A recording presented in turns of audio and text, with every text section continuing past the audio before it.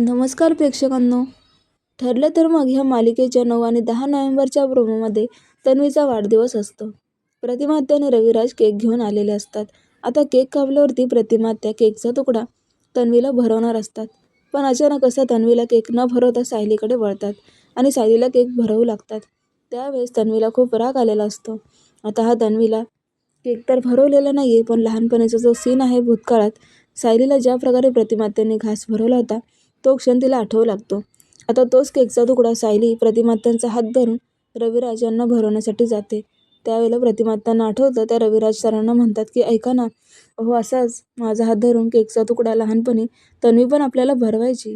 आता मात्र सायलीला पुन्हा एकदा तो भूतकाळातला एक फ्लॅशबॅक दाखवलाय, ज्यामध्ये प्रतिमात्या, सायली आणि रविराज एकमेकांना केक भरवत आहे. आणि हे जेव्हा प्रतिमात्या सांगत असतात त्यावेळेला अर्जुनला मोठा धक्काच बसतो. तर आता सायलीला ते आठवू लागतं आणि तसंच ती कानाला धरून ओरडते जोरात, आई आणि बाबा असं. त्यावेळेला सायलीला भूतकाळ आठवलाय प्रेक्षकांनो. प्रतिमा आणि रविराजचं सत्य समोर पाहायला विसरू नका. ठरलं तर मग तुम्ही ज्या गोष्टीची वाट पाहत होते तसंच आता घडणार आहे. धन्यवाद.